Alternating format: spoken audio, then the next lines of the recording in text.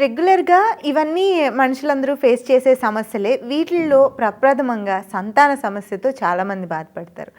ఈ సమస్య గురించి మీ దగ్గరకొచ్చిన వాళ్ళ దగ్గర ఏదైనా అనుభవం ఉందా? చాలా అనుభవాలమ్మ.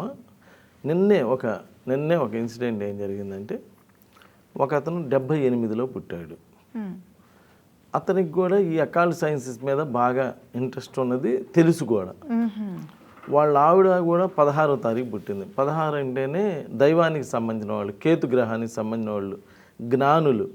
ఈ అకాల్డ్ సైన్సెస్ మీద బాగా ఇంట్రెస్ట్ ఉంటుంది. అంటే ఈ ఆస్ట్రాలజీ, న్యూమరాలజీ వీటి మీద కూడా బాగా ఇంట్రెస్ట్ ఉండేటువంటి ఒక అద్భుతమైనటువంటి ఇది. ఓకే. పెళ్ళయి 2009లో పెళ్ళయింది. అంటే ఇప్పటికి దగ్గర దగ్గర 13 ఏళ్ళు. వచ్చి కూర్చున్నారు. కూర్చొని ఏమండి ఫస్ట్ వాడు వాళ్ళు రాగానే ఫస్ట్ వాడు ఏమన్నారంటే, ఆఖరి మిమ్మల్ని అన్నీ చేసేసాం, అందరి దగ్గర తిరిగాం, అన్నీ అయిపోయినాయి, లాస్ట్లో మీ దగ్గరికి వచ్చాం. ఇక మీరు కనుక మాకు సక్సెస్ చేయకపోతే ఇక మేము ఇంకెవరి దగ్గరికి వెళ్ళాం, ఇదే లాస్ట్ అని చెప్పి వచ్చామని చెప్పి ఆఖరి ప్రయత్నంగా మీ దగ్గరికి వచ్చామని చెప్పారు. సరే చూడంగానే సరే వాళ్ళు ఆఖరి ప్రయత్నంగా వచ్చినా ఏ ప్రయత్నంగా వచ్చినా అసలు ఎందుకు వచ్చారు అనేది మన నోటి నుంచి చెబితే దాని యొక్క విలువ వేరుగా ఉంటుంది. రైట్. అసలు చూడంగానే అమ్మ లేట్గా పిల్లలా అన్న. ఎలా కనిపెట్టారు సార్? అనగానే బిత్తరపోయి ఆ విషయమే వచ్చామండి. ఇంతమంది దగ్గరికి వెళ్తున్నాము, వెళ్ళినాక ఏంటి సమస్య అంటే, మేము సమస్య చెప్పినాక ఇదిగో ఈ పూజ చెయ్యి, అదిగో అది చెయ్యి, ఇది చెయ్యి అని చెప్తున్నారు తప్ప అసలు పిల్లల విషయం ఇలా లేట్గా పిల్లలు అనేటువంటి విషయాన్ని మీరు ఒక్కళ్ళే ఇంతవరకు చెప్పింది అని చెప్పారు. వాళ్ళు చెప్పకుండానే గ్రహించినటువంటి వ్యక్తి మీరు. ఇక్కడ వాళ్ళకి వాళ్ళకి తెలుసు ఆస్ట్రాలజీ మీద. చూడనా ఇక్కడ కేతువు మూన్ కేతువుతో కలిసి ఉన్నారు. మూన్ కేతువుతో కలిస్తే పిల్లలు ఆలస్యం అవుతారు, పుట్టరు అనేది లేదు. మళ్ళీ తప్పనిసరిగా వాళ్ళకి 10 ఏళ్ళకి కానీ 15 ఏళ్ళకి కానీ ఎప్పటికైనా కానీ పుడతారు, కాదే ఆలస్యం అన్నమాట.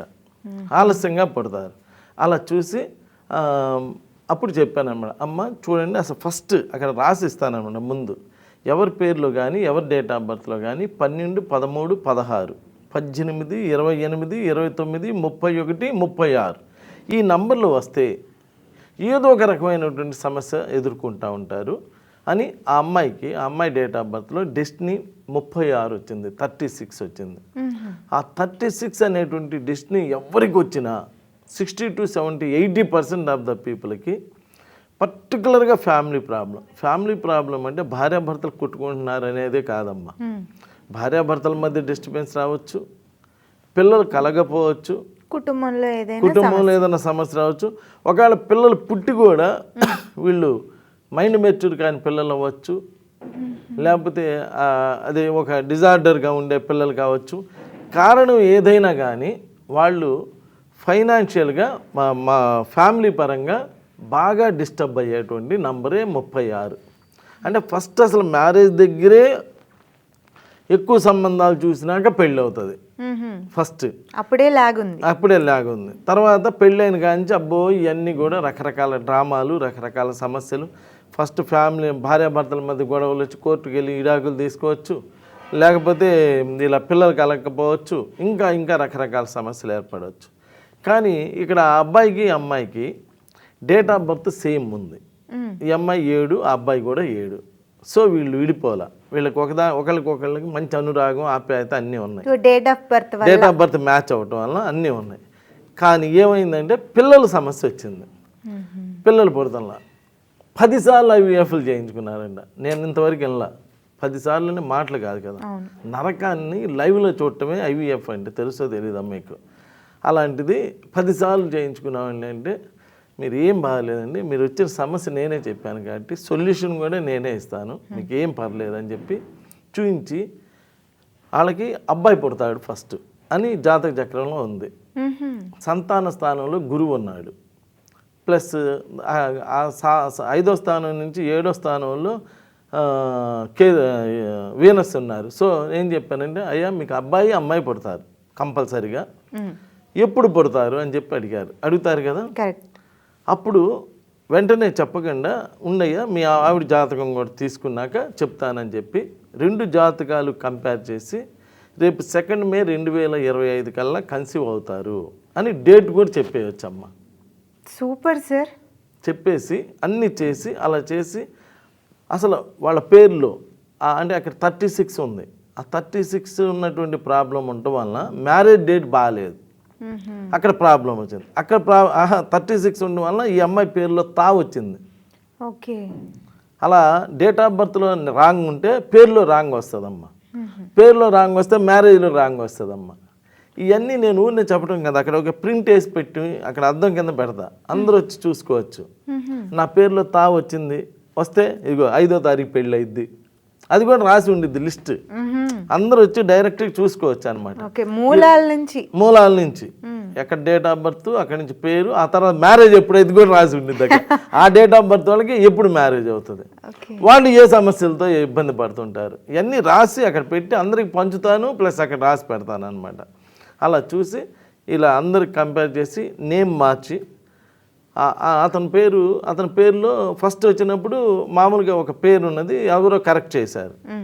ఆ కరెక్ట్ చేసినటువంటి పేరు ఎలా ఉందంటే, ఏమండి మీరు ప్రొడక్షన్ చూసుకున్నారా అని అడిగా. వాళ్ళు కరెక్ట్ చేసినప్పుడు చూసుకోవాలా, వాళ్ళు పెట్టినటువంటి పేరు కరెక్ట్ చేసినటువంటి పేరు ఎలా ఉందంటే పెని మీద వాళ్ళు వెళ్ళి పొయ్యిలో పడినట్టు ఉంది. అయ్యో, అంటే అంత ఇదిగా వీళ్ళు కరెక్ట్ చేస్తున్నారు. అంటే వీళ్ళకి తెలియక పాపం, వాళ్ళు తెలియక ప్రాబ్లం ఏంటో తెలియక ఏదో పేరులో ఏనో బీనో పెట్టేస్తున్నారు. అలా కాదు, అసలు ప్రాబ్లంని బట్టి వాళ్ళ పిల్లల గురించి వచ్చాకంటే అతనికి 46వ నంబర్లో పేరు పెట్టా, అమ్మాయికి కూడా 46వ నంబర్లో పేరు పెట్టా. ఎందుకు 46వ నంబర్లో పేరు పెట్టానో వాళ్ళకి చూపించాను. సంతానం లేని వారు ఈ సంఖ్యను ఉపయోగిస్తే తప్పనిసరిగా సంతాన భాగ్యం కలిగిద్ది అని చెప్పి రాసి ఉంది అక్కడ. అది వాళ్ళ చేత చదివిచ్చా. ఇవన్నీ చేసుకున్నానా పిల్లలు పుడతారని చెప్పి చూపించడమే కాకుండా అలా ఆస్ట్రాలజీ, న్యూమరాలజీ, పామిస్ట్రీ ద్వారా వీటన్నిటి ద్వారా చెప్పడమే కాకుండా ఎమ్మటే గురు చరిత్ర బుక్ తీశాను. తీసి దానిలో 39వ అధ్యాయంలో ఒక ఆమెకి 60 ఏళ్ళు వచ్చిన పిల్లలు పుట్టల, వాళ్ళు గురువుని పట్టుకొని గురువుని అడిగితే వాళ్ళు నీకు ఒక అమ్మాయి అబ్బాయి పుడతారని గురువు ఆశీర్వదిస్తాడు. ఆ ఆశీర్వాదం ఇచ్చినటువంటి ఆ అధ్యాయం 39వ అధ్యాయం రోజు చదువుకోండి అమ్మ, అప్పుడు మీకు చక్కగా పిల్లలు పుడతారని చెప్పి అటు గురు చరిత్ర అంటే ఇక్కడ నేను చూసే మూలాలు మీరు చూస్తే ఫైనల్గా భగవంతుడికి అప్పచెప్తున్నాను. ఎందుకంటే గురు చరిత్ర అంటే భగవంతుడికి సంబంధించింది. ఆ భగవంతుడు ఒక అధ్యాయంలో 60 ఏళ్ళు నిండిన వాళ్ళకి పిల్లలు లేకపోతే అమ్మాయి అబ్బాయిని ఇచ్చారు. ఆ అధ్యాయం చదవండి మీరు బాగా, మీకు పిల్లలు పుడతారంటే ఎంతోమందికి అలా చేయటం వల్ల పిల్లలు పుట్టారు కాబట్టి మీకు కూడా పుడతారని చెప్పి అలా చదివించడం వల్ల చక్కగా వాళ్ళకి మంచి సక్సెస్ అనేది. అంటే ఇక్కడ నేను చెప్పిన అన్ని ఫాలో అయితే తప్పనిసరిగా మంచి సక్సెస్ ఉంటుంది. ఇక్కడ అన్నీ చేసి ఆ గురు చరిత్ర చదవలేదనుకో అప్పుడైనా ఇబ్బంది. అలా లేకుండా అన్నీ ఫాలో అవుతా చేసుకుంటే మంచి పరిష్కారం దొరుకుతుంది, మంచి పిల్లలు కలిగి అంతా సక్సెస్ అవడం బాగుంది. రైట్ గురువు గారు, చాలా చక్కని పరిష్కారాలు చెప్పారు. సో చూశారు కదండి గురువు గారు చెప్పిన పరిష్కార మార్గం. ఇది జీవితకాలం అనుభవించే సమస్యలు ఇవన్నీ చిన్న చిన్న పరిష్కారాలు చేసుకోవడం వల్ల సంతోషకరమైన ఫ్యామిలీ లైఫ్ని మీరు అనుభవించవచ్చు. సో ఎవరైనా ఇలాంటి సమస్యలతో బాధపడుతుంటే గురువుగారి దగ్గర పరిష్కార మార్గాల కోసం స్క్రోల్ అవుతున్న నెంబర్ని కాంటాక్ట్ చేయండి. నమస్తే. నమస్కారం.